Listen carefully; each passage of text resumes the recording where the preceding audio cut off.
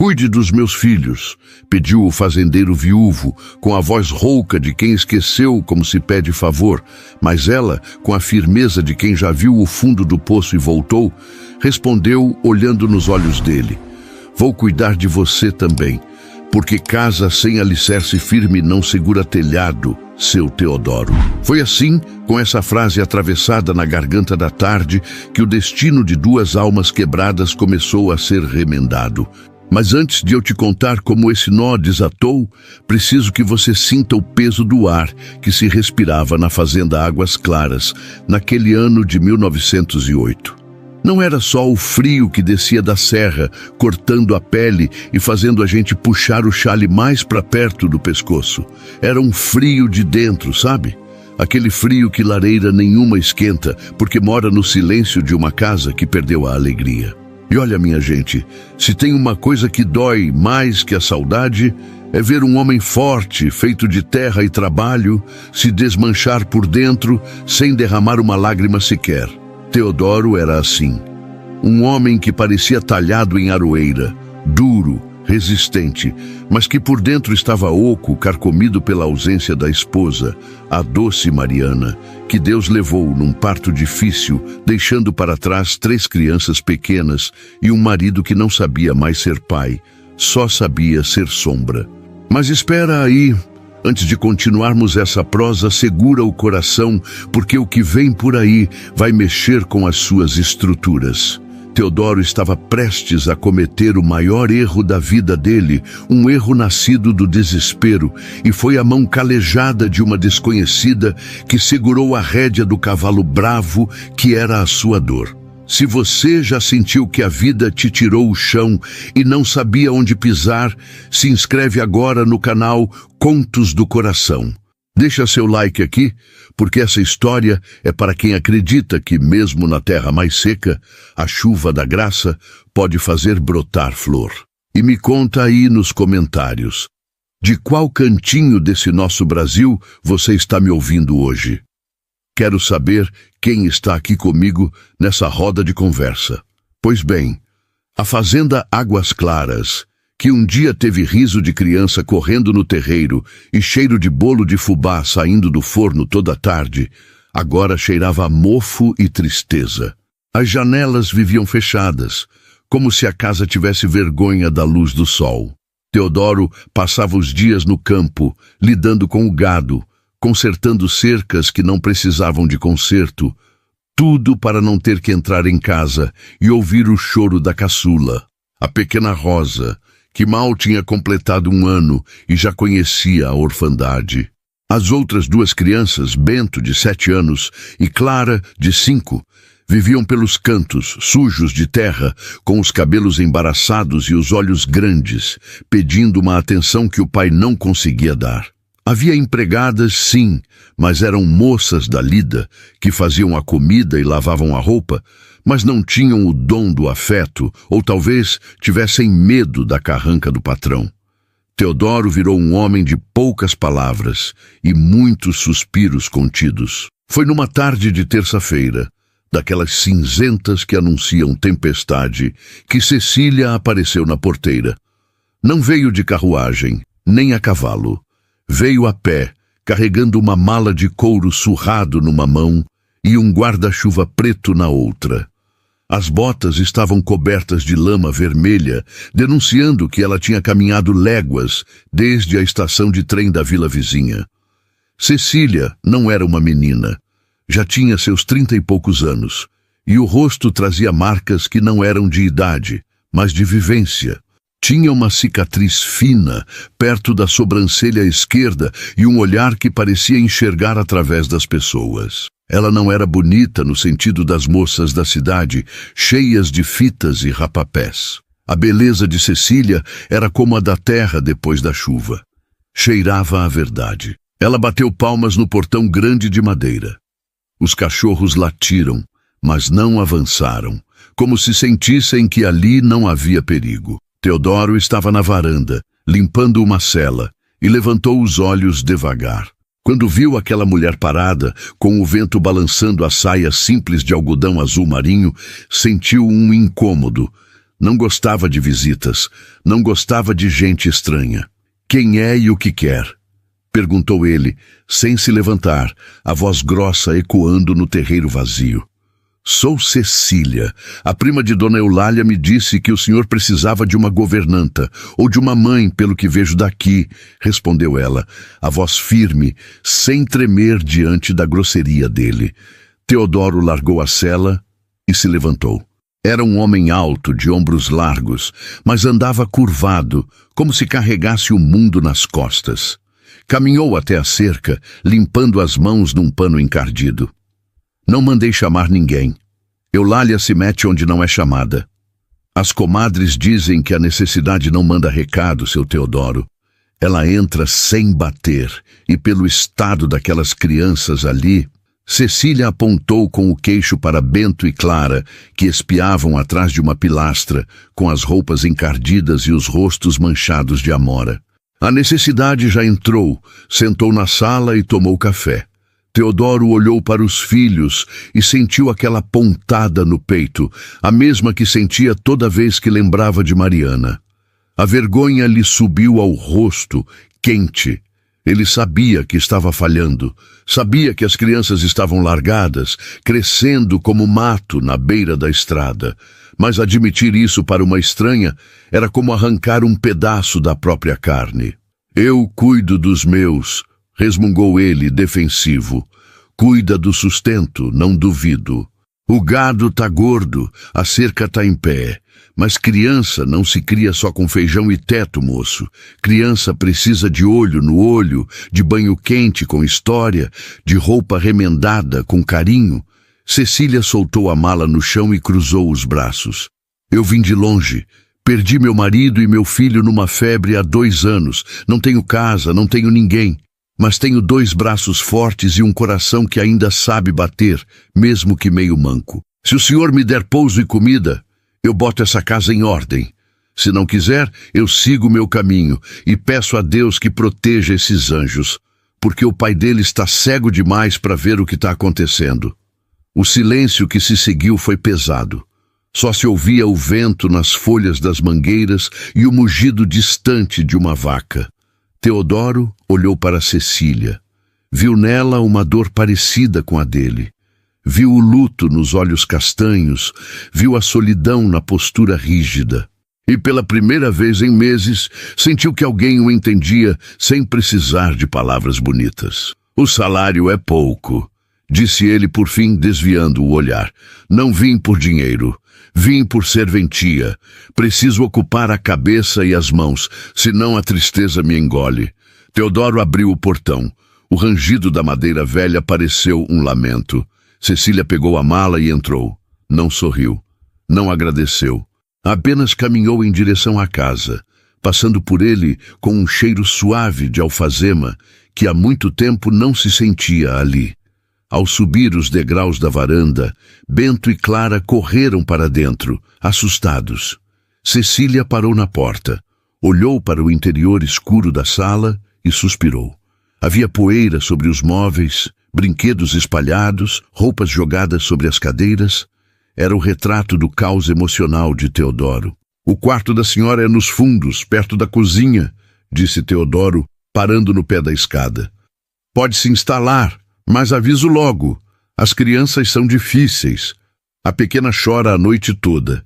O menino é rebelde. A menina não fala quase nada. Cecília virou-se para ele, já com a mão na maçaneta. Criança difícil é criança pedindo socorro, seu Teodoro. E quanto ao choro da noite, talvez seja porque falta colo, não sono. Ela entrou, e a casa pareceu engolir sua figura pequena. Teodoro ficou ali fora, sentindo um misto de alívio e medo. Tinha deixado uma estranha entrar em seu santuário de dor. Será que tinha feito certo? Ou será que aquela mulher, com seus olhos de quem já viu a morte de perto, traria ainda mais tormento para sua alma cansada? A primeira semana de Cecília na fazenda Águas Claras foi uma batalha silenciosa. Ela acordava antes do sol, acendia o fogão a lenha, passava o café e preparava pão fresco. O cheiro de comida quente começou a acordar a casa de um jeito diferente. Mas Teodoro continuava distante. Comia rápido, mal olhava para ela, pegava o chapéu e sumia no campo. As crianças, no entanto, eram outra história. Bento, o mais velho, testava a paciência dela a todo momento. Derrubava o leite de propósito, sujava o chão que ela acabava de limpar, respondia com grosseria. Cecília não gritava. Ela limpava a sujeira com calma, olhava para ele e dizia: "A raiva é um veneno que a gente bebe, esperando que o outro morra, Bento. Quando você cansar de sentir raiva, eu tô aqui pra gente conversar." Clara, a do meio, a observava de longe, como um bicho do mato. Cecília deixava bonecas de pano feitas de retalhos em lugares estratégicos. Deixava pedaços de bolo com goiabada na beirada da mesa. Aos poucos, a menina foi se aproximando, atraída pela doçura que emanava daquela mulher austera. Mas o desafio maior era Rosa, a bebê. A menina chorava um choro sentido, um choro de quem sente falta do cheiro da mãe. As antigas empregadas davam chás para ela dormir, mas Cecília jogou as ervas fora. Ela pegava a menina no colo, enrolava num xale macio e passava horas andando pela casa, cantarolando cantigas antigas, canções de ninar que falavam de estrelas e anjos guardiões. Numa noite, Teodoro voltou mais tarde do que o costume. A chuva caía forte lá fora, transformando o terreiro num lamaçal. Ele entrou na cozinha, encharcado, e encontrou uma cena que fez seus joelhos tremerem. O fogão a lenha estava aceso, crepitando e espalhando um calor acolhedor. Cecília estava sentada numa cadeira de balanço, com Rosa dormindo profundamente em seu colo. Bento estava sentado no chão, descascando milho, e Clara estava ao lado de Cecília, encostada no braço da cadeira, ouvindo uma história. E então, o passarinho que tinha a asa quebrada descobriu que não precisava voar alto para ser feliz. Ele podia cantar aqui embaixo mesmo, e o canto dele era tão bonito que as nuvens desciam para escutar, dizia Cecília, com a voz mansa. Teodoro parou na porta, pingando água no chão. As crianças olharam para ele. O encanto se quebrou por um instante. Bento largou o milho. Clara se encolheu. O medo do pai carrancudo ainda era maior que o conforto do momento. Cecília levantou os olhos. Não havia censura neles, apenas uma compreensão profunda. Tem café quente no bule e broa de milho no forno, seu Teodoro. Sente-se. A roupa molhada faz mal para os ossos. Ele queria recusar. Queria ir para o seu quarto, trancar a porta e ficar sozinho com seus fantasmas. Mas o cheiro da broa, o calor do fogo e principalmente a visão de sua filha dormindo em paz, sem o choro convulso de todas as noites, o desarmaram. Ele tirou o chapéu, pendurou no prego atrás da porta e sentou-se à mesa. Cecília fez um sinal para Bento, que se levantou e serviu uma caneca de café para o pai. As mãos do menino tremiam um pouco. Teodoro pegou a caneca e seus dedos roçaram nos do filho. Bento recuou rápido, mas Teodoro sentiu a pele áspera do menino.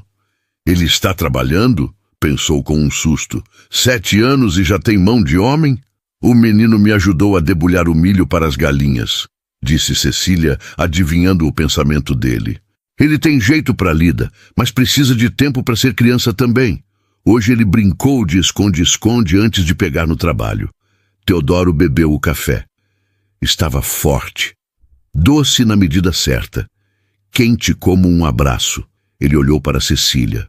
A menina, ela não chorou hoje? Perguntou ele, apontando para Rosa. Chorou um pouco. Sentiu falta. Mas eu disse a ela que o papai estava trabalhando para cuidar de nós e que a mamãe estava lá no céu, acendendo as estrelas para iluminar nosso sono. Ela entendeu do jeito dela. Teodoro sentiu um nó na garganta. Você fala de Mariana como se a conhecesse? Não conheci, mas conheço o amor de mãe. Ele não morre, seu Teodoro. Ele fica impregnado nas paredes, nas roupas, no olhar das crianças. Eu só estou ajudando eles a lembrarem disso. Naquela noite, Teodoro dormiu um sono sem sonhos, pesado, exausto. Pela primeira vez em meses, não acordou no meio da noite com o silêncio gritando em seus ouvidos. Os dias foram passando e a primavera começou a dar as caras. A fazenda Águas Claras mudava devagar. As janelas agora ficavam abertas, deixando o sol entrar e espantar o mofo. Havia flores em vasos de barro na varanda. As roupas das crianças estavam sempre limpas e remendadas com capricho. Bento parou de responder com grosseria e começou a seguir o pai no campo, não por obrigação, mas por curiosidade. Clara voltou a falar timidamente, contando para o pai sobre as borboletas que via no jardim. Mas nem tudo eram flores. Havia uma tensão no ar, uma barreira invisível entre Teodoro e Cecília. Ele a respeitava, via o valor do que ela fazia, mas mantinha a distância. Tinha medo. Medo de se acostumar com aquela presença, medo de depender de alguém novamente.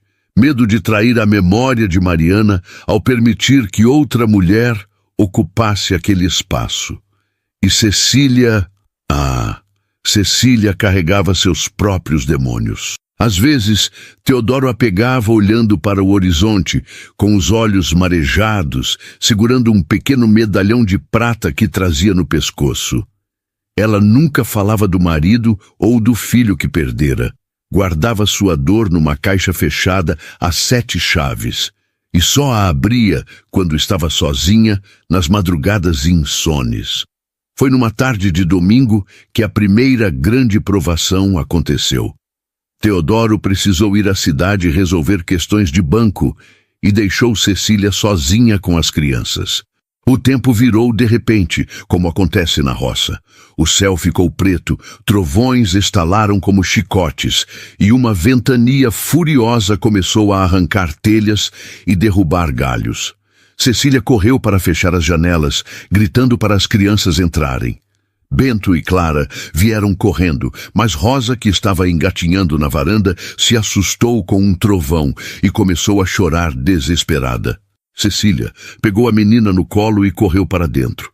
Mas o vento era tão forte que a porta bateu com violência, prendendo a mão de Cecília no batente. Ela gritou de dor, um grito agudo que se misturou ao barulho da tempestade. Bento, num ímpeto de coragem, puxou a porta com toda a força de seus 7 anos, libertando a mão da governanta. Os dedos de Cecília estavam roxos, sangrando, mas ela não largou Rosa. Apertou a menina contra o peito com o outro braço e correu para a cozinha, o lugar mais seguro da casa. Ficaram ali, encolhidos perto do fogão, enquanto a tempestade rugia lá fora. Cecília, com a mão ferida enrolada num pano de prato, contava histórias para acalmar as crianças, ignorando a dor lancinante que subia pelo braço. Ela cantava, rezava, fazia sombras na parede com a luz do lampião, transformando o medo em brincadeira. Quando Teodoro chegou, horas depois, a chuva tinha virado uma garoa fina. Ele encontrou a casa escura, silenciosa. O coração disparou. Meu Deus, será que aconteceu alguma coisa? Pensou, o pânico gelando seu sangue. Ele entrou correndo, chamando pelos filhos. Encontrou-os na cozinha, dormindo num colchão improvisado no chão. Cecília estava sentada ao lado, acordada, vigiando o sono deles. Seu rosto estava pálido, suado. A mão esquerda estava envolta num pano manchado de sangue. Cecília! Teodoro se ajoelhou ao lado dela. O que houve? As crianças... Estão bem? Todos bem, sussurrou ela, tentando sorrir, mas fazendo uma careta de dor. Foi só um susto. O vento... A porta... Teodoro pegou a mão ferida dela com uma delicadeza que ele não sabia que tinha. Desenrolou o pano devagar. 2 dedos estavam quebrados, a pele cortada a fundo. Ele olhou para ela, chocado. Você ficou cuidando deles, com a mão desse jeito? Por que não mandou o Bento chamar o capataz? O tempo estava feio demais. Não ia arriscar o menino na chuva. E dor de osso a gente aguenta, seu Teodoro. Dor de perder quem a gente ama é que não tem remédio.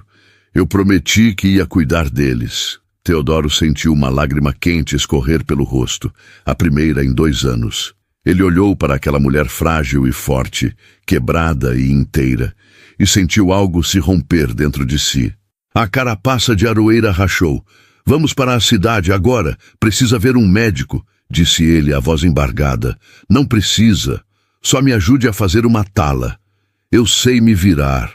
Não, Cecília. Ele segurou o rosto dela com a mão sã, obrigando-a a olhá-lo. Você cuidou dos meus filhos como uma leoa. Agora, deixe eu cuidar de você. Foi naquele momento, sob a luz fraca do lampião, com cheiro de chuva e café frio, que o pacto silencioso entre eles mudou. Não era mais patrão e empregada. Eram dois sobreviventes num bote salva-vidas, percebendo que só chegariam à margem se remassem juntos. Mas a vida, minha gente, a vida é mestre em pregar peças. Justo quando a paz parecia querer fazer ninho na fazenda Águas Claras, o passado de Cecília, aquele que ela trancou na caixa, estava prestes a bater na porta. E não vinha sozinho. Vinha acompanhado de uma sombra que ameaçava destruir tudo o que eles estavam começando a construir. E você acredita que duas dores podem se transformar em cura? Ou será que o destino é cruel demais para permitir segundas chances? Fica comigo, porque na próxima parte dessa história vamos descobrir o que Cecília esconde naquele medalhão de prata e por que Teodoro vai ter que enfrentar o maior medo de sua vida para proteger a mulher que, sem pedir licença, começou a varrer a tristeza do seu coração. A luz do lampião tremia sobre a mesa de madeira maciça, desenhando sombras longas nas paredes da cozinha, como se fantasmas estivessem dançando ao redor deles. Teodoro segurava a mão de Cecília com uma firmeza que desmentia o tremor em seu peito. O sangue já havia parado de escorrer, mas o inchaço nos dedos dela era feio, arroxeado, gritando uma dor que ela teimava em engolir a seco. Isso vai doer, avisou ele, pegando um frasco de aguardente para limpar o corte profundo. Ele não olhou para o rosto dela, não tinha coragem. Fixou os olhos na ferida, naquela carne rasgada que tinha se colocado entre o vento furioso e a segurança de sua filha. A dor avisa que a gente tá vivo, seu Teodoro. Pode jogar, respondeu ela, fechando os olhos e trincando os dentes. Quando o líquido tocou a pele viva, Cecília soltou um gemido abafado, o corpo todo retesando na cadeira. Teodoro sentiu aquele gemido como se fosse nele.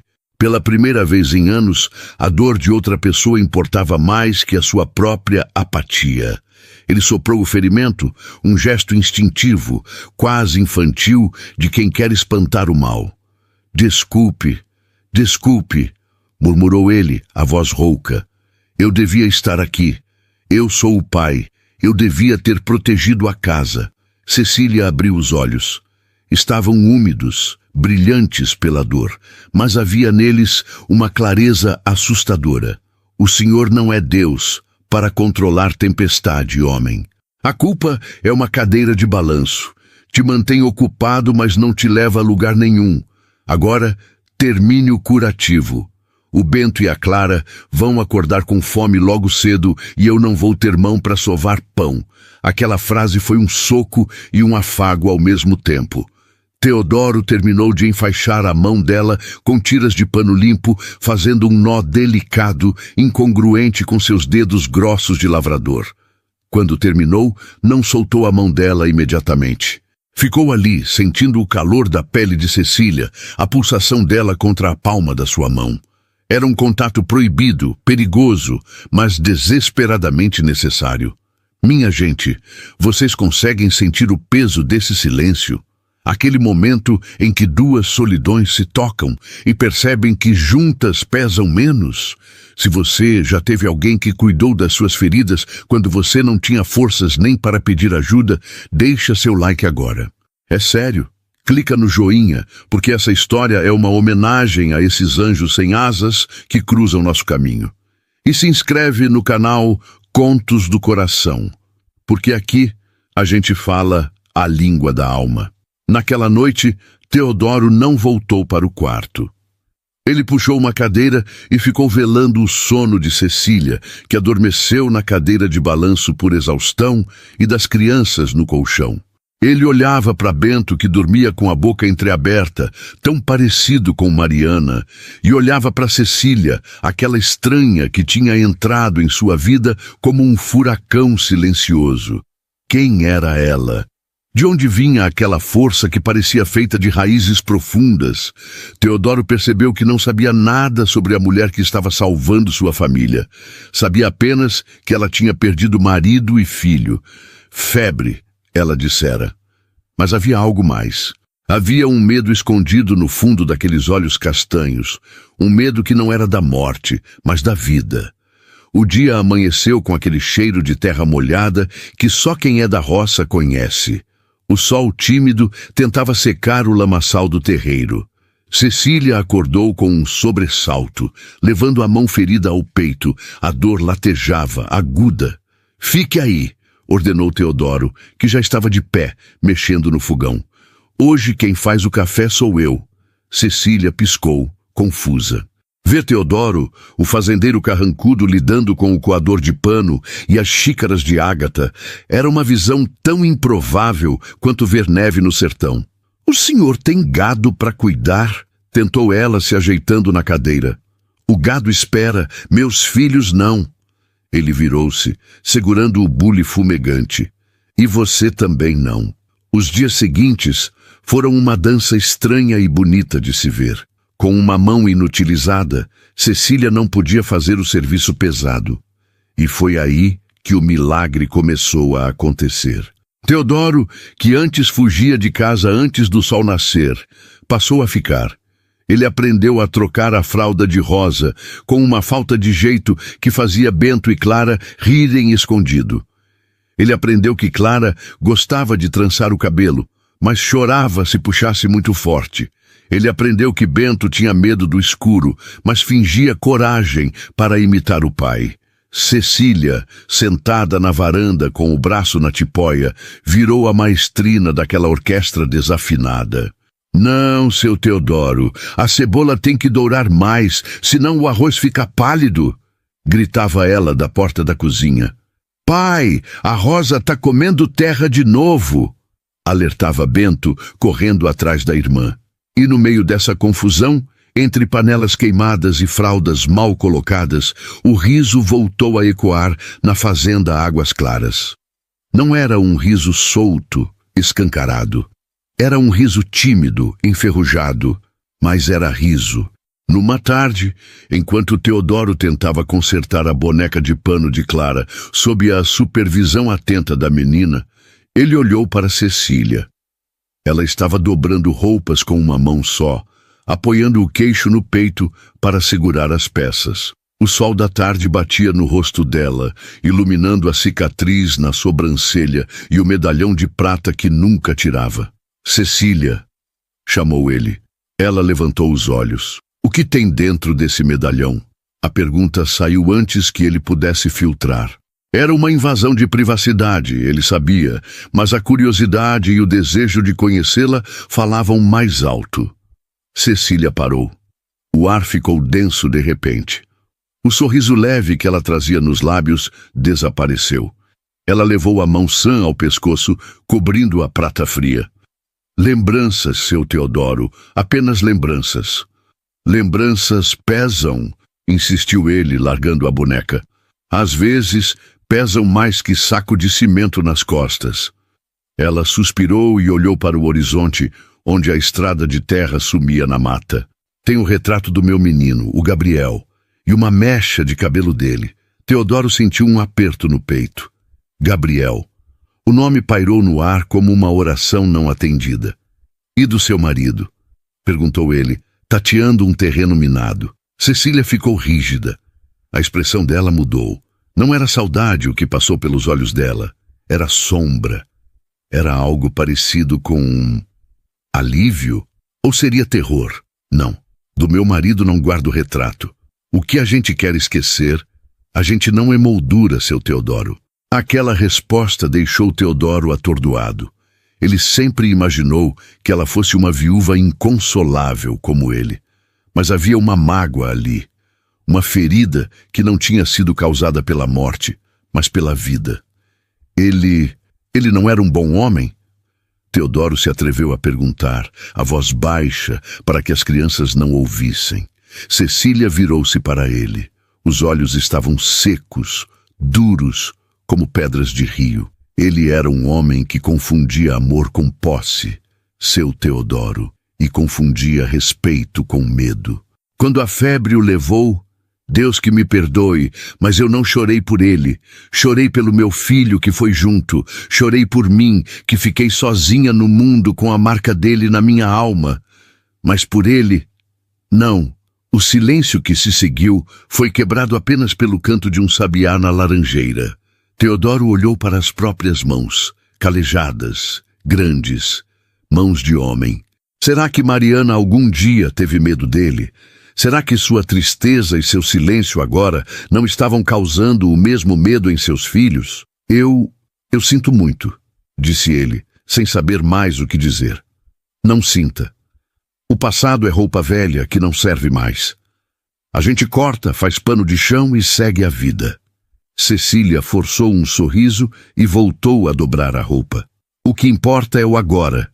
E agora o senhor tem uma boneca para consertar e uma filha esperando. Teodoro voltou a atenção para Clara, mas sua cabeça girava. Cecília era uma sobrevivente de uma guerra que ele desconhecia. Ela não era apenas uma mãe em luto, era uma mulher que tinha se libertado, e isso a tornava ainda mais admirável e, de certa forma, intocável aos olhos dele. A semana passou e a mão de Cecília começou a sarar. Ela já conseguia mexer os dedos, embora ainda doesse. A rotina estava voltando ao normal, mas Teodoro não era mais o mesmo. Ele não conseguia mais se afastar. Voltava do campo mais cedo, trazia flores do mato para Clara, ensinava Bento a laçar o bezerro de madeira e sempre que podia, seus olhos buscavam Cecília. Mas a paz, meus amigos, a paz na vida de quem sofre é como o sol de inverno. Aquece, mas dura pouco. Era uma sexta-feira. O sol estava se pondo, tingindo o céu de roxo e laranja. Teodoro estava no curral, terminando a ordenha. Cecília estava na varanda, ninando Rosa, enquanto Bento e Clara brincavam de roda no terreiro. A cena era de uma beleza dolorosa, quase uma pintura de família feliz. Foi então que os cachorros começaram a latir. Não era o latido de aviso de sempre, era um latido bravo, agressivo. Teodoro largou o balde de leite e correu para a frente da casa. Cecília já estava de pé, com Rosa no colo, o corpo tenso, olhando para a porteira. Um cavaleiro estava parado lá. O cavalo era negro, suado, espumando pela boca. O homem montado nele vestia roupas escuras, um chapéu de aba larga que escondia metade do rosto e botas de couro fino, não de quem trabalha na terra, mas de quem manda nela. Teodoro caminhou até o portão, sentindo o sangue gelar. Ele não conhecia aquele homem, mas o instinto lhe dizia que era perigo. "Boa tarde", disse Teodoro seco, sem abrir a porteira. "O que o senhor deseja?" O homem desmontou com uma agilidade felina. Era alto, magro, com um bigode fino e um olhar que parecia medir o preço de tudo o que via. Ele ignorou Teodoro e olhou diretamente para a varanda, onde Cecília estava paralisada, branca como cera. "Boa tarde", respondeu o homem, com uma voz macia e venenosa. "Eu não desejo nada que não seja meu por direito. Vim buscar o que me pertence." Teodoro franziu a testa confuso. "Aqui não tem nada seu, moço. Acho que errou de fazenda." O homem riu, um som seco, sem alegria. Ele tirou o chapéu e fez uma reverência zombeteira em direção à varanda. "Não errei, não. Estou vendo daqui." Ele apontou o dedo enluvado para Cecília. "Vim buscar minha cunhada e o que ela roubou da minha família." Cecília deu um passo para trás, apertando Rosa contra o peito com tanta força que a bebê resmungou. Bento e Clara correram para se esconder atrás da saia dela. Teodoro olhou para Cecília e viu o terror puro estampado no rosto dela. Não era o medo da tempestade. Era o medo de quem vê o inferno se abrir de novo. Quem é esse homem, Cecília? Perguntou Teodoro, sem tirar os olhos do estranho. Ele é irmão do meu marido, sussurrou ela, a voz sumindo. É o homem que jurou que ia tirar tudo o que me restou. O homem na porteira sorriu, mostrando dentes amarelados. Vamos, Cecília. O luto acabou. E você tem uma dívida a pagar. O medalhão e a criança. Teodoro sentiu o mundo parar. Criança? Que criança? Cecília dissera que o filho morrera. O senhor vai embora agora, disse Teodoro, dando um passo à frente, a mão indo instintivamente para a faca que carregava na cintura. Ninguém leva ninguém daqui à força. Ah, o caipira quer brincar de herói? O homem colocou a mão dentro do casaco. Eu tenho papéis, meu amigo. Tenho a lei. Essa mulher é uma fugitiva. E ladra. Cecília começou a tremer. Eu não roubei nada. O medalhão era da minha mãe. E o Gabriel? O Gabriel? O Gabriel está morto, sua louca, gritou o homem, perdendo a compostura. Mas você levou o dinheiro que meu irmão guardava. Dinheiro de sangue. Mentira, gritou Cecília, com uma força que surpreendeu a todos. Eu fugi com a roupa do corpo para não morrer na mão de vocês. A tensão no ar era tão espessa que podia ser cortada com faca. Teodoro estava diante de um dilema. Ele mal conhecia aquela mulher. Ela podia estar mentindo. Podia ser uma ladra, como o homem dizia. Mas quando ele olhou para trás e viu como ela protegia seus filhos, como Bento e Clara se agarravam a ela, como se fosse a única âncora no mundo, ele soube. A verdade não estava nos papéis daquele homem. A verdade estava no medo de Cecília. Eu não quero saber de papel, nem de dinheiro, disse Teodoro, a voz baixa e perigosa, crescendo em altura enquanto se aproximava da grade. Eu quero saber que o senhor está assustando meus filhos, e na minha terra, quem assusta criança não sai andando, sai carregado. O homem do cavalo negro estreitou os olhos. Você está comprando uma briga cara, fazendeiro. Essa mulher é amaldiçoada. Onde ela pisa, a desgraça nasce. Pois aqui nasceu flor, retrucou Teodoro. Agora suma da minha frente antes que eu solte os cachorros. O homem hesitou. Olhou para a faca na cintura de Teodoro. Olhou para os 2 cães pastores que rosnavam baixo ao lado do dono. Ele cuspiu no chão, montou no cavalo e puxou as rédeas com violência. Eu vou, mas eu volto. E não venho sozinho. Cecília sabe que eu nunca perco. Ele olhou para ela uma última vez. Guarde bem esse medalhão, cunhada. Ele vai custar a sua vida. O cavaleiro partiu a galope, levantando poeira e deixando para trás um rastro de ameaça. Teodoro ficou parado até a poeira baixar. O coração batia descompassado. Ele se virou para a varanda. Cecília estava sentada no banco, chorando convulsivamente, com as 3 crianças abraçadas a ela.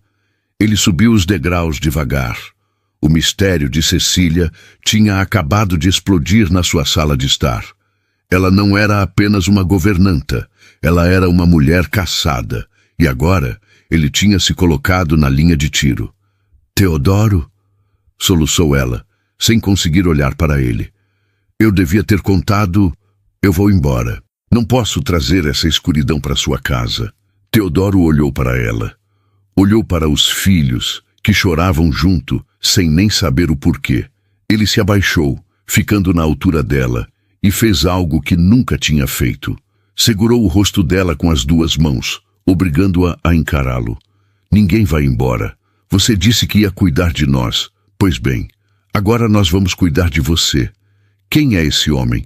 E por que ele diz que você roubou? Cecília respirou fundo, tentando controlar o tremor. O nome dele é Rogério, e ele não quer dinheiro, Teodoro. Ele quer vingança, porque eu fui a única coisa que o irmão dele possuiu e que ele nunca pôde ter. E agora ele vai queimar tudo ao nosso redor para me ver destruída. Teodoro sentiu um frio na espinha. Ele tinha prometido proteger sua família. Mas será que ele tinha força para enfrentar o ódio de um homem poderoso e obcecado? E mais importante, o que mais Cecília estava escondendo sobre a morte do filho e do marido? A noite caiu pesada sobre a fazenda Águas Claras. O vento uivava lá fora, parecendo trazer o eco da risada daquele homem. A noite desceu sobre a fazenda Águas Claras, não como um manto de descanso, mas como uma mortalha pesada. O vento, que antes parecia apenas anunciar chuva, agora trazia sussurros, estalos de galhos secos que soavam como passos de invasores. Dentro da casa, o silêncio era vigiado.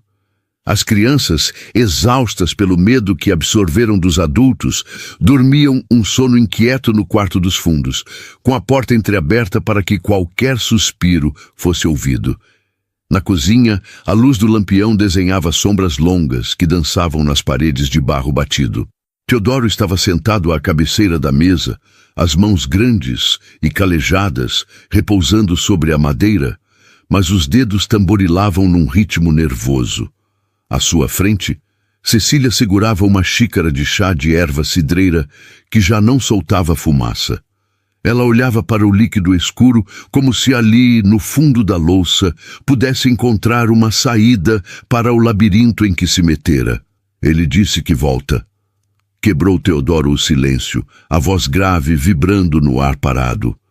E homem daquele tipo não gasta saliva à toa. Rogério, é esse o nome da desgraça? Cecília levantou os olhos. O medo ainda estava lá, mas agora misturado com uma resignação dolorosa. Rogério Sampaio. A família dele é dona de metade das terras do Vale do Rio Doce. Gente que acha que a lei é escrita com a tinta da caneta deles. E o dinheiro? Teodoro foi direto ao ponto, não por crueldade, mas porque precisava saber o tamanho do buraco onde estava pisando. Ele te chamou de ladra. Disse que você levou dinheiro de sangue. Cecília soltou um suspiro que pareceu rasgar seu peito. Ela levou a mão ao pescoço, tocando o medalhão de prata, aquele gesto que Teodoro já aprendera a reconhecer como um escudo. Não era dinheiro dele, Teodoro, nem do meu marido, era meu. Ela falou com firmeza, embora a voz tremesse. Era a herança da minha avó. Umas joias antigas e um pouco de ouro que eu guardei a vida toda para o futuro do Gabriel. Quando ele se foi, Rogério quis tomar tudo. Disse que mulher viúva não tem direito a administrar bens, que eu era incapaz, que ia gastar tudo com bobagens. Ele queria as terras, queria o gado e queria o ouro. Ela fez uma pausa, os olhos marejados brilhando à luz amarela. Mas o que ele queria mesmo, o que ele não perdoava, era que eu nunca baixei a cabeça para ele. Meu marido, Deus o tenha, era fraco. Bebia para esquecer que vivia na sombra do irmão. Mas Rogério é a própria sombra. Ele tentou... Cecília engoliu em seco, a vergonha tingindo suas bochechas de vermelho. Ele tentou tomar o lugar do irmão na minha cama antes mesmo do corpo esfriar. Teodoro sentiu um gosto amargo na boca, um gosto de fel e raiva. Suas mãos se fecharam em punhos tão apertados que as juntas ficaram brancas. A imagem daquela mulher que cuidava de seus filhos com tanta doçura, sendo acuada por um abutre, fez seu sangue ferver de um jeito que ele não sentia há anos. Eu fugi naquela mesma noite, continuou ela, a voz agora um sussurro. Peguei o que era meu, peguei meu filho e corri para a estação. Mas a febre nos pegou no caminho. Gabriel era forte, mas a viagem, o frio, o medo, uma lágrima solitária escorreu, traçando um caminho brilhante em seu rosto cansado. Eu enterrei meu menino numa cidadezinha que nem lembro o nome, com o dinheiro que Rogério diz que roubei. Paguei um caixão digno, paguei uma cruz de madeira. O resto eu usei para sobreviver até chegar aqui. Teodoro se levantou. O barulho da cadeira arrastando no chão foi alto, assustando o silêncio. Ele caminhou até a janela, espiando a escuridão lá fora. O mundo parecia vasto e perigoso. cheio de homens como Rogério, homens que devoravam a esperança dos outros. Mas ali dentro, naquela cozinha com cheiro de café e lenha queimada, havia algo sagrado que precisava ser defendido. Você não roubou nada, disse ele, sem se virar. Você salvou o que pôde. Mas ele não vai ver assim. Ele vai usar a lei, Teodoro. Ele tem amigos, tem influência. Se ele trouxer o delegado... O delegado desta comarca é o coronel Venâncio, homem duro, mas justo. Ele me deve favores. Teodoro virou-se para ela. Mas não é com o delegado que eu me preocupo agora. É com o que Rogério vai fazer antes da lei chegar. Homem covarde não ataca de frente, Cecília. Ele ataca pelas beiradas. E Teodoro estava certo. A maldade, minha gente, é criativa. Ela não precisa de armas de fogo para ferir. Às vezes basta um alicate e um boato bem plantado. A manhã seguinte nasceu com um sol pálido, envergonhado. Teodoro acordou cedo, como de costume, mas o peso no peito não tinha ido embora com a noite. Ao sair para a varanda, encontrou o capataz, Zé Bastião, com o chapéu na mão e uma expressão de enterro. Seu Teodoro, a coisa tá feia. O que foi, Bastião? Fala logo. Cortaram a cerca do pasto do fundo, patrão. Aquela que dá para a estrada velha. O gado misturou tudo com o rebanho do vizinho, o seu antenor. E tem mais. Mais? Envenenaram o poço das vacas leiteiras.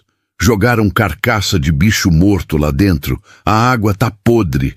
Sorte que a gente viu antes de soltar os bichos para beber. Teodoro sentiu o estômago revirar. Aquilo não era apenas prejuízo, era um aviso.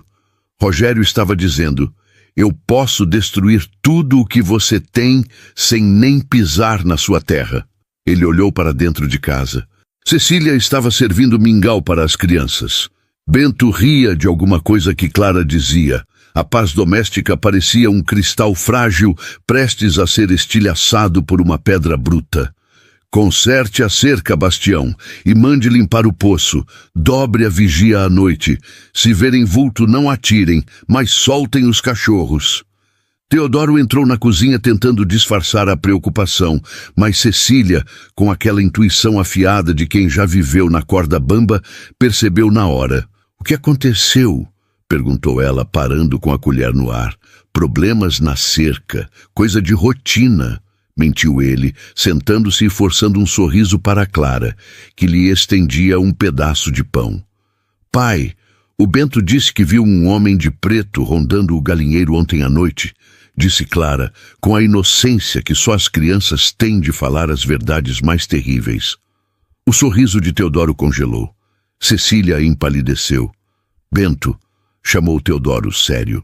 Você viu mesmo? O menino encolheu os ombros olhando para o prato. Vi, pai. Ele estava parado perto da cerca. Tinha um chapéu igual ao do moço que veio aqui. Ele ficou olhando para a janela do quarto da dona Cecília. Um calafrio percorreu a espinha de Teodoro. Rogério não tinha ido embora. Ele estava rondando como um lobo esperando a ovelha se desgarrar. Escutem aqui todos vocês, disse Teodoro, a voz firme assumindo o comando. A partir de hoje, ninguém sai do terreiro sem mim ou sem o Bastião. Bento, você não vai pro pasto. Clara, nada de brincar perto da estrada. Mas, pai, começou Bento. Sem mas, Bento. É para a segurança de vocês. O café da manhã terminou em silêncio. A alegria tímida dos últimos dias tinha sido sugada pelo medo. Mais tarde, naquele mesmo dia, Teodoro precisou ir à vila comprar arame e mantimentos. Ele não queria deixar Cecília sozinha, mas não tinha escolha. Deixou Zé Bastião de guarda na varanda, armado com uma foice, e partiu a cavalo, o coração apertado. Na vila, o clima estava estranho. As pessoas que sempre o cumprimentavam com respeito desviavam o olhar. Na venda do seu maneco, o burburinho cessou assim que ele entrou. Bom dia, maneco. Preciso de 2 rolos de arame farpado e um saco de sal, pediu Teodoro, encostando no balcão.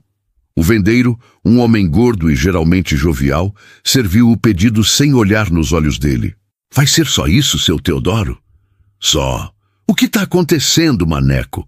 Parece que viram assombração.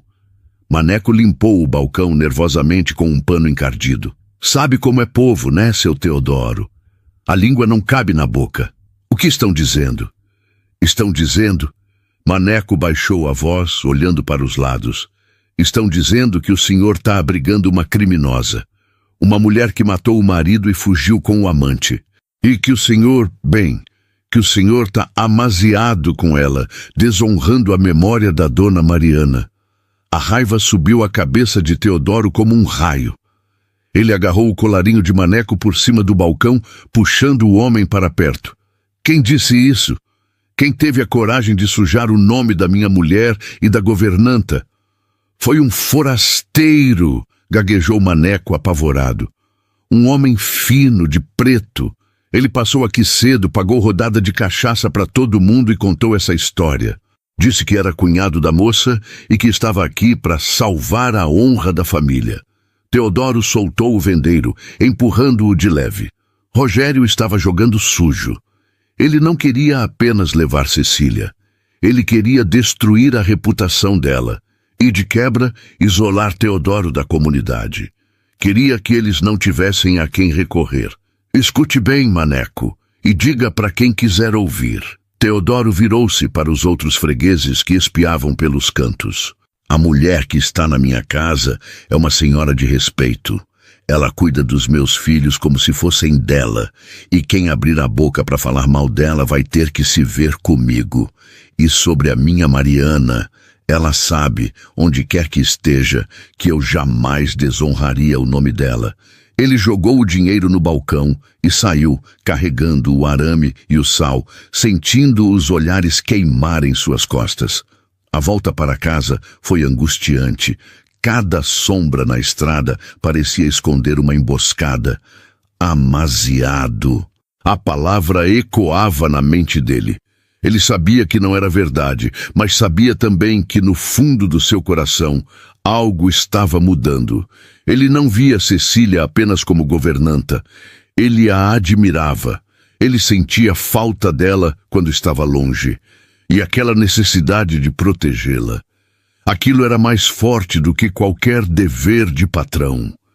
Quando chegou à fazenda, o sol já estava baixo. A cena que encontrou fez seu sangue gelar novamente. O portão estava aberto. Zé Bastião estava caído perto da varanda, gemendo, com a cabeça sangrando. E na porta da casa, Rogério estava parado, segurando Clara pelo braço. A menina chorava, debatendo-se. "Solta ela!" gritou Teodoro, pulando do cavalo ainda em movimento. Rogério sorriu, aquele sorriso de cobra. "Calma, fazendeiro. Só estou conhecendo a nova família da minha cunhada." Cecília apareceu na porta, segurando uma espingarda velha que Teodoro mantinha atrás do armário. A arma era maior que ela, pesada, e tremia em suas mãos. "Solte a menina, Rogério, ou eu juro por Deus que eu atiro."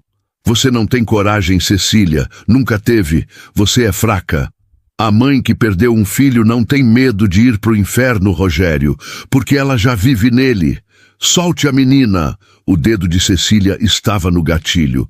Teodoro viu o brilho de loucura e desespero nos olhos dela. Se ela atirasse, a vida dela acabaria ali. Seria presa, condenada. Rogério sabia disso.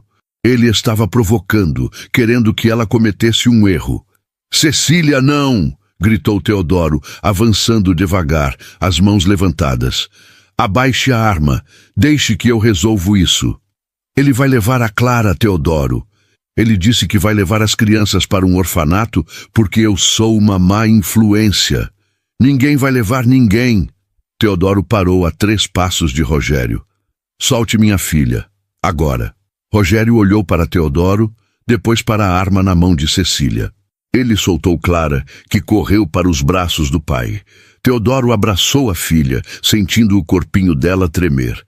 "Isso não acabou," disse Rogério, ajeitando as luvas com uma calma irritante. "Eu trouxe o delegado. Ele está chegando na charrete logo atrás.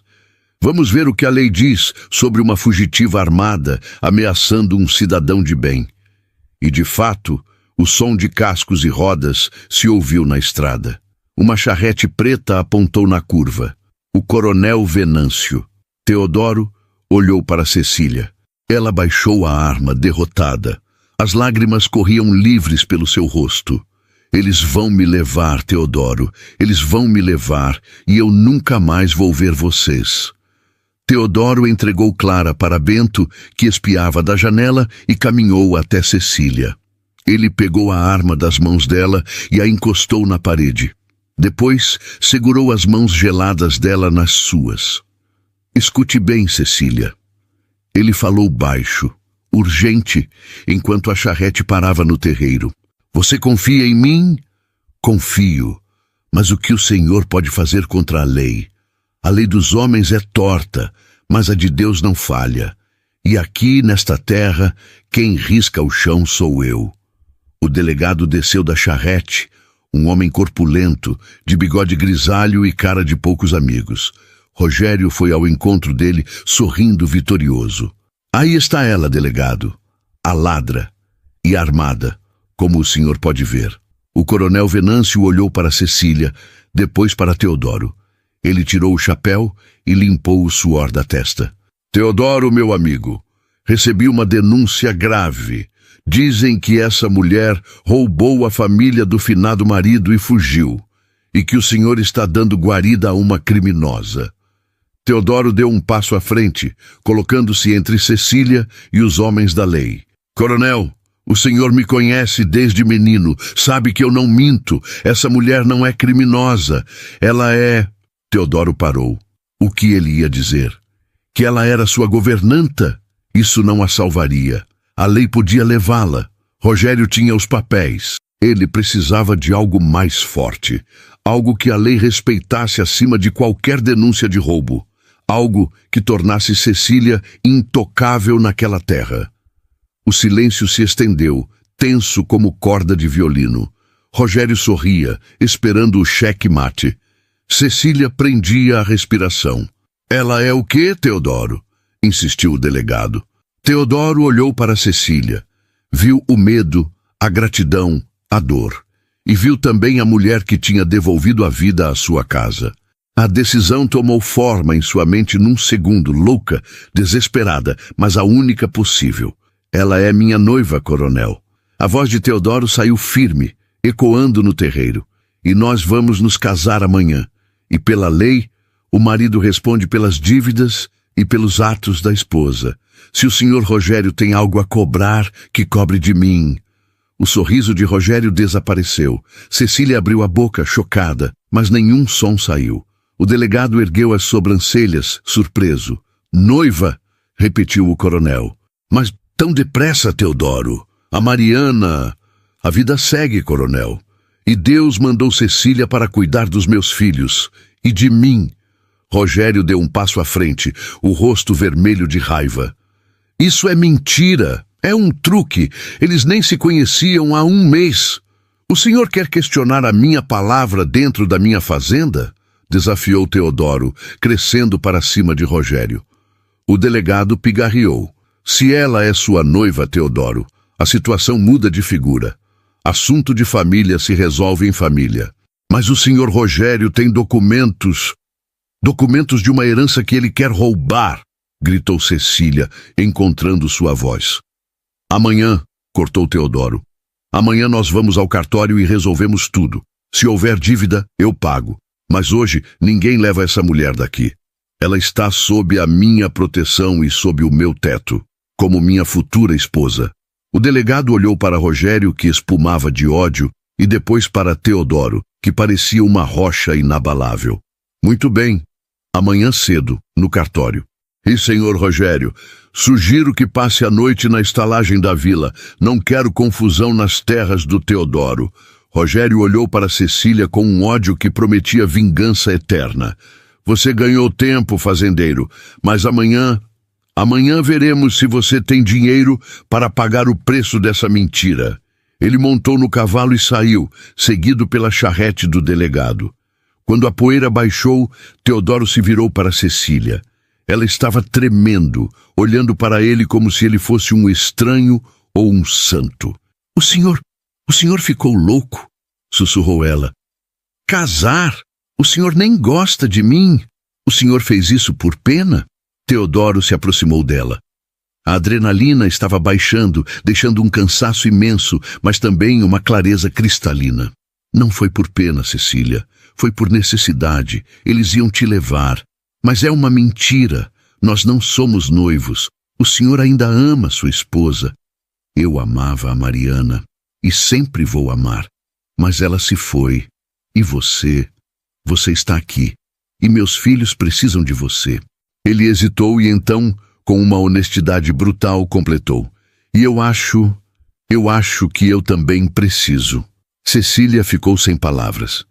O pedido de casamento mais estranho e desesperado do mundo tinha acabado de acontecer ali, no meio da poeira e do medo. Mas, meus amigos, se vocês acham que o problema acabou, estão muito enganados, porque Rogério não foi embora para dormir. Ele foi embora para planejar. E ele sabia de algo que Teodoro não sabia. Algo sobre o passado de Cecília que nem ela tinha contado. Um segredo que podia anular qualquer casamento e destruir a fazenda Águas Claras para sempre. O sol daquela manhã de sábado não nasceu. Ele se arrastou pelo céu, cinzento e pesado, como se tivesse vergonha do que ia iluminar. Na fazenda Águas Claras não houve cantoria de passarinho nem cheiro de bolo. Houve o silêncio apressado de quem se arruma para uma batalha, não para uma festa. Teodoro vestiu seu terno preto, o único que tinha, guardado no fundo do baú desde o enterro de Mariana. O cheiro de naftalina e saudade impregnava o tecido, mas ele não se importou. Ajeitou a gravata diante do espelho manchado, encarando o próprio reflexo. Viu um homem envelhecido pela dor, mas com um brilho novo nos olhos, a teimosia de quem decidiu que não vai mais perder nada. Na sala, Cecília esperava. Ela usava um vestido simples de algodão branco, que tinha tingido com chá para disfarçar o encardido do tempo, e um xale azul sobre os ombros. Não havia flores nas mãos, apenas o terço apertado entre os dedos trêmulos. Quando Teodoro desceu as escadas, o olhar deles se cruzou. Não foi um olhar de paixão, minha gente. Foi um olhar de cúmplices, de dois soldados prestes a marchar para o fronte. As crianças ficam com a Zefa, mulher do bastião, disse Teodoro, pegando o chapéu. É melhor que não vejam a cara do Rogério hoje. O senhor não precisa fazer isso, Teodoro, sussurrou Cecília pela 1000ª vez. Ainda dá tempo de desistir. Me entregue a eles. Eu aguento. Teodoro parou na porta, a mão na maçaneta. Desistir não é verbo que se conjuga nesta casa, Cecília. Vamos. O padre não vai estar lá, mas Deus está em todo lugar, até no cartório. A viagem até a vila foi feita no trole, sob o olhar curioso e julgador dos vizinhos que passavam na estrada. Ninguém acenou. O boato plantado por Rogério tinha criado raízes fundas. Lá vai o viúvo louco casar com a assassina, deviam estar pensando. Teodoro manteve a cabeça erguida, segurando as rédeas com firmeza, enquanto Cecília olhava para os próprios pés, sentindo cada solavanco da estrada como uma chicotada na alma. Ao chegarem ao cartório, a cena já estava montada. Rogério estava lá, encostado na parede, fumando um charuto fino, com o delegado Venâncio ao lado, parecendo desconfortável. O escrivão, um homem magro e nervoso, ajeitava os papéis na mesa com mãos suadas. Ora, ora! O noivo chegou, zombou Rogério, soltando a fumaça para o alto. Achei que o bom senso ia bater na sua porta durante a noite, fazendeiro. Teodoro ignorou a provocação. Entrou no cartório puxando Cecília pelo braço num gesto de proteção. Vamos acabar logo com isso, disse ele ao escrivão. Onde eu assino? O escrivão olhou para o delegado, que assentiu com a cabeça. É um casamento civil, seu Teodoro. Precisa de testemunhas. O bastião veio. Eu sou a testemunha, intrometeu-se Rogério rindo. Faço questão de assistir a esse espetáculo de caridade. Teodoro trincou os dentes, mas não respondeu. O escrivão começou a ler os termos legais, a voz monótona ecoando na sala abafada.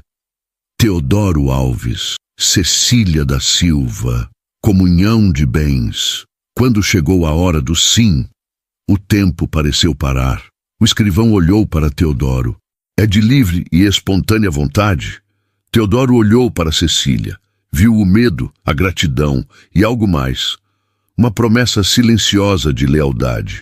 É, respondeu ele, firme. E a senhora, dona Cecília? Ela engoliu o choro que estava na garganta. Sim. Então, assinem aqui. A pena arranhou o papel. O som foi áspero, definitivo. Teodoro assinou com força. Cecília assinou com a mão trêmula, a letra saindo torta. Pronto, disse o delegado, suspirando aliviado. Estão casados perante a lei. Agora, senhor Rogério, a moça é esposa de Teodoro. Assunto encerrado. Rogério apagou o charuto na sola da bota devagar, prolongando o momento. Encerrado? Ah, não, coronel. Agora é que começa a parte divertida. Ele tirou um papel dobrado do bolso interno do paletó. Como o senhor bem lembrou, o casamento é em comunhão de bens. O que é dela é dele. E o que é dívida dela é dívida dele também. Teodoro franziu a testa. Do que você está falando? Estou falando desta nota promissória, disse Rogério, estendendo o papel para o delegado.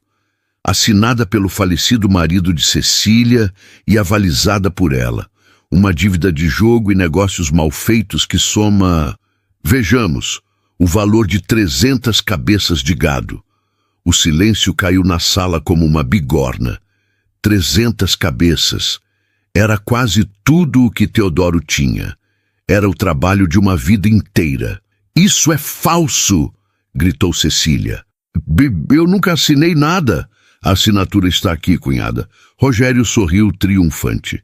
E agora, senhor Teodoro, como marido, o senhor assume o passivo. Eu quero o pagamento. Agora. Ou eu tomo a fazenda Águas Claras para cobrir o prejuízo. Teodoro pegou o papel. A assinatura parecia a de Cecília, mas ele sabia que podia ser forjada. Rogério tinha planejado tudo. Ele sabia que Teodoro ia se casar para protegê-la e tinha preparado a armadilha. O delegado olhou o documento. O papel parece legal, Teodoro. Se o senhor contestar, vai levar anos na justiça e até lá os bens ficam bloqueados. Teodoro olhou para Rogério. Viu a ganância nos olhos dele. Aquele homem não queria o dinheiro, ele queria a humilhação, queria ver Teodoro de joelhos. Mas Teodoro era feito de aroeira. Eu não tenho 300 cabeças para entregar hoje, disse Teodoro, a voz calma, assustadoramente calma. Mas tenho as terras da Várzea Grande, valem mais que o gado. Cecília arregalou os olhos. Não, Teodoro, a Várzea é a melhor terra, é a herança do Bento. Silêncio, Cecília, ordenou ele, sem olhar para ela.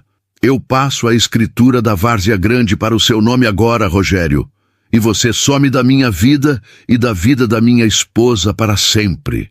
Rasga essa promissória e nunca mais pisa no meu chão. Rogério hesitou. As terras da Várzea eram férteis, valiosas.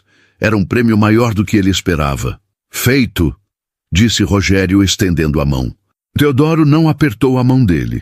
Virou-se para o escrivão. Prepare a transferência, agora. Minha gente, vocês conseguem imaginar a dor desse homem? Assinar um papel entregando o suor do seu rosto para salvar uma mulher que ele mal conhecia, mas que já tinha se tornado parte da sua alma. Foi ali, naquele gesto, que o casamento deixou de ser de mentira. Porque amor não é só beijo na boca. Amor é sacrifício.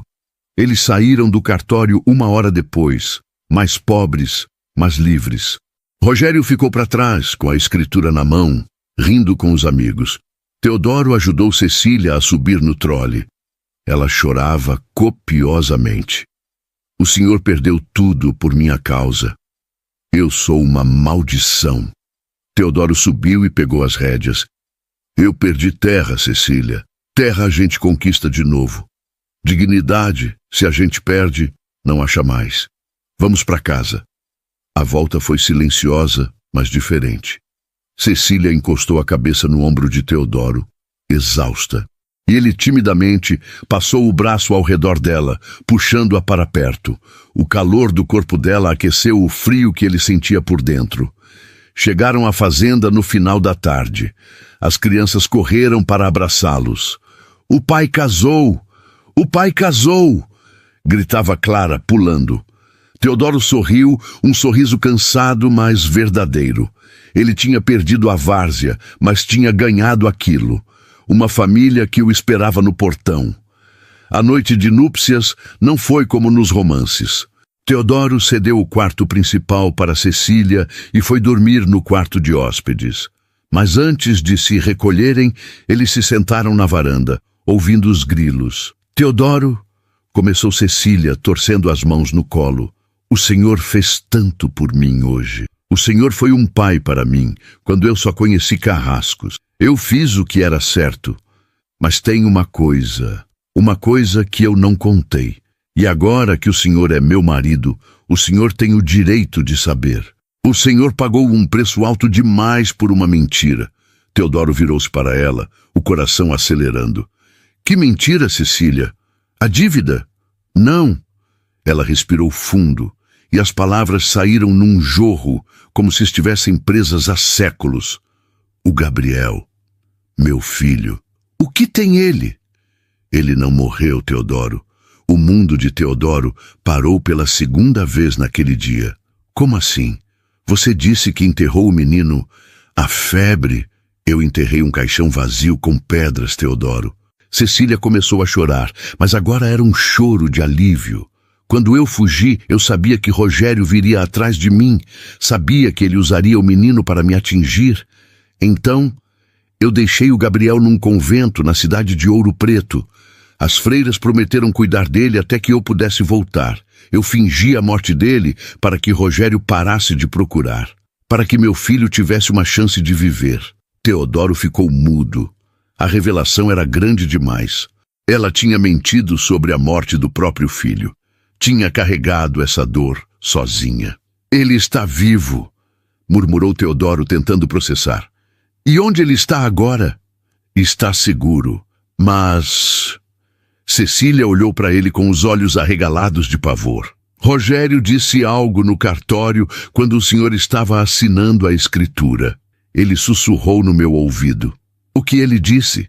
"Ele disse: aproveite a lua de mel, cunhada, porque eu vou fazer uma visita às freiras de Ouro Preto." Teodoro se levantou num pulo, derrubando a cadeira. "Ele sabe, ele deve ter descoberto, ele tem espiões em todo lugar. Teodoro, se ele pegar o Gabriel, ele vai sumir com o menino." A paz da noite foi estraçalhada. Teodoro olhou para a escuridão da estrada.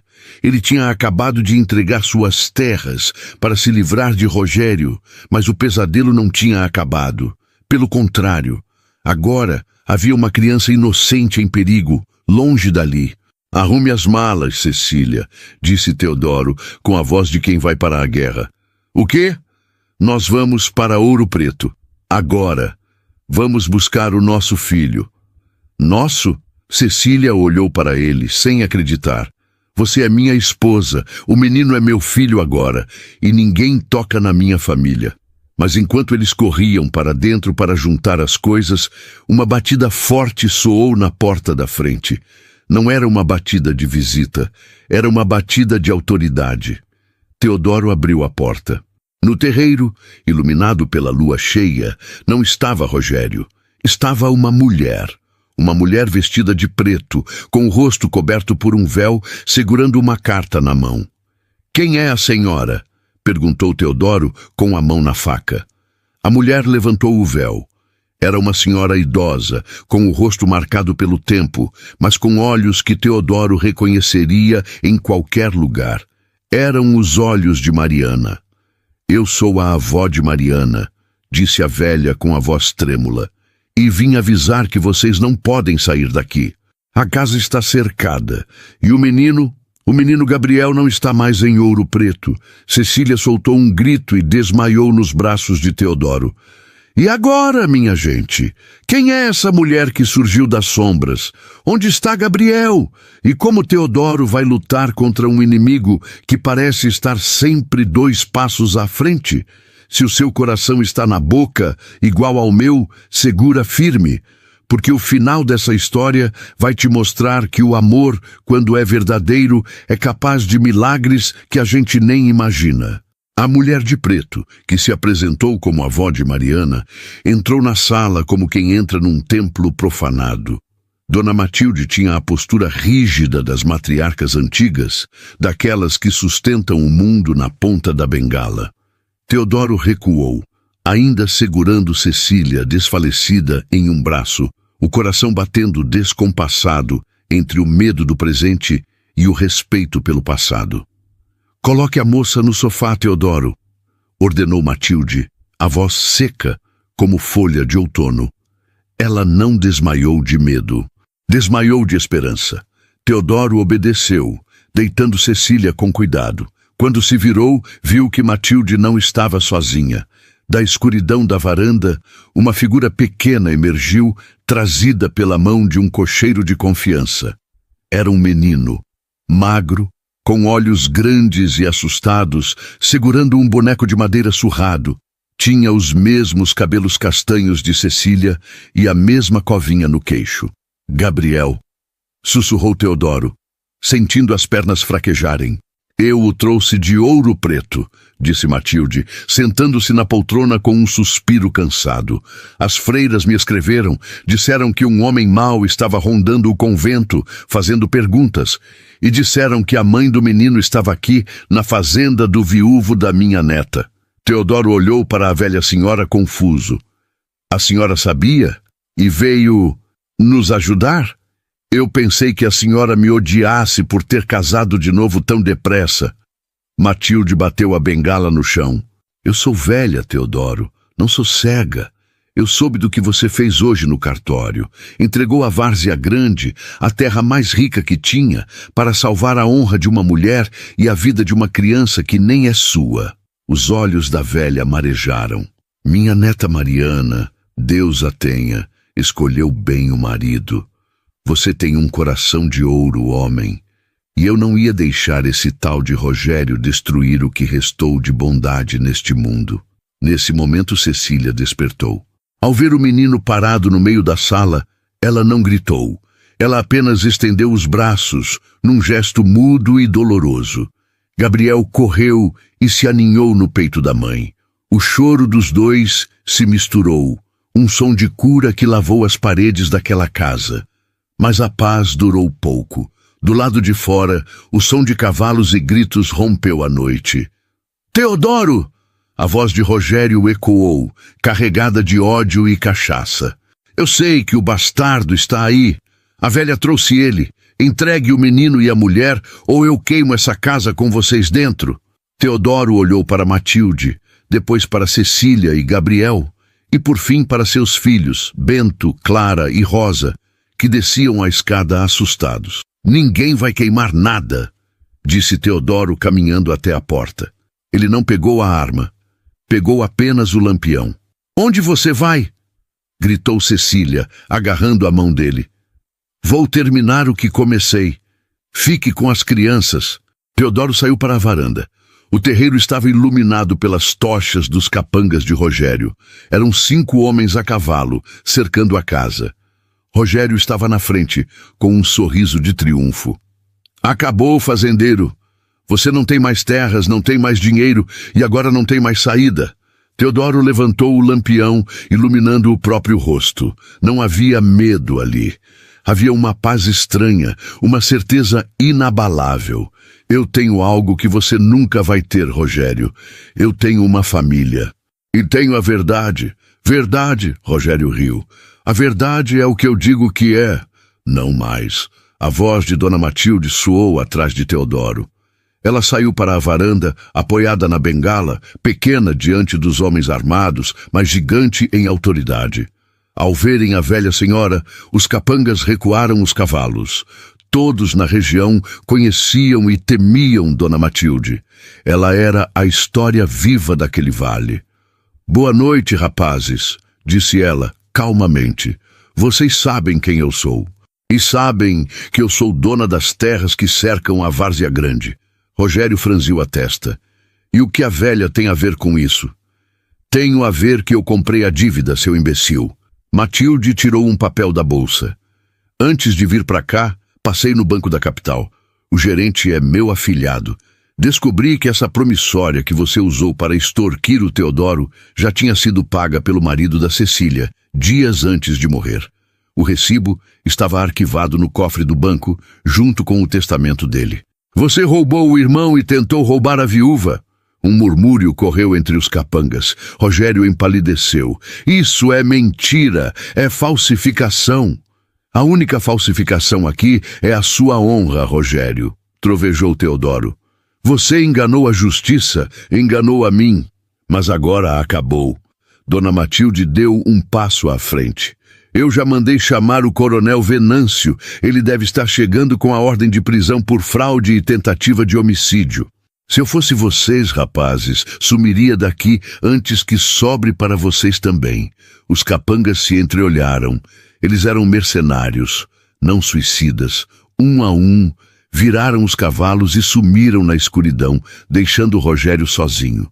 O vilão olhou para Teodoro, para Matilde, para a casa que ele tentou destruir e que agora parecia uma fortaleza inexpugnável. Ele viu Cecília na janela, com Gabriel no colo. Viu que tinha perdido não pela força das armas, mas pela força dos laços que ele nunca compreendeu. Malditos! Sussurrou ele antes de virar o cavalo e partir a galope, engolido pela noite e pela própria amargura. Teodoro sentiu as pernas cederem. Sentou-se no degrau da varanda e cobriu o rosto com as mãos. O choro veio forte, convulsivo. Chorou por Mariana, chorou pelo medo que sentiu, chorou pelo alívio. Sentiu uma mão no ombro, era Cecília, e outra mão menor, era Bento.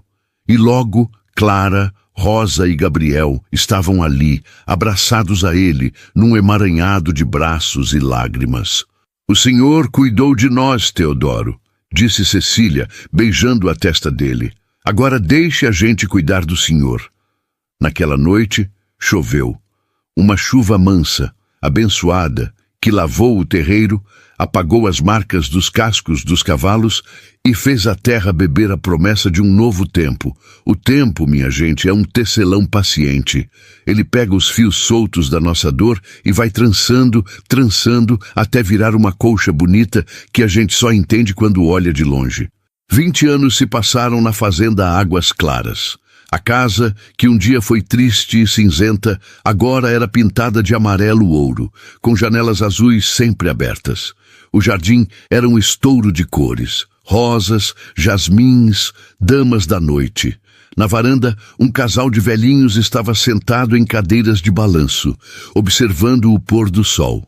Teodoro, com os cabelos brancos como algodão, segurava a mão de Cecília, que tinha o rosto marcado por rugas de riso. Lá embaixo, no terreiro, a festa estava animada. Era o batizado do primeiro neto de Gabriel. O menino, que chegou assustado numa noite de terror, tinha se tornado um homem forte, um médico respeitado que atendia os pobres da região de Graça. Bento tinha assumido a fazenda, recuperando a Várzea Grande com trabalho duro e honesto. Clara era professora na vila e Rosa, a pequena Rosa, tinha se casado e estava grávida do segundo filho. Você acredita, Teodoro? Perguntou Cecília, apertando a mão dele. Olha para tudo isso. Quem diria que daquele desespero ia nascer tanta vida? Teodoro sorriu, olhando para o medalhão de prata que Cecília ainda usava, agora contendo também uma foto dele e de Mariana lado a lado. O amor é teimoso, Cecília. Ele nasce na pedra, se precisar. A gente só precisa dar uma chance para ele criar raiz. E você, meu velho? Ela ajeitou a gola da camisa dele. Você acredita que a Mariana está vendo a gente? Teodoro olhou para o céu, onde a primeira estrela da noite começava a brilhar. Acredito, e acredito que ela sorri, porque ela sabe que eu cumpri a promessa. Eu cuidei dos filhos dela. E você Você cuidou de mim. Eles ficaram ali, em silêncio, ouvindo a música da festa, o riso das crianças, o mugido do gado ao longe. Não precisavam de mais palavras. A vida deles era a própria história, escrita não com tinta, mas com cicatrizes que viraram estrelas. E você, que me ouviu até aqui, sentado aí do outro lado, você acredita que o amor pode nascer do improvável? Acredita que não existe fundo do poço que a luz de Deus não alcance? Se essa história tocou seu coração, se você sentiu o cheiro da chuva e o calor desse abraço, deixa seu comentário aqui embaixo. Conta pra mim, qual foi o seu recomeço? Porque todo mundo tem um, ou está precisando de um. Se inscreve no canal Contos do Coração, ativa o sininho, porque a vida é cheia de histórias esperando para serem contadas. E lembre-se, enquanto houver alguém para segurar sua mão, nenhuma tempestade dura para sempre. Fiquem com Deus e até a próxima prosa.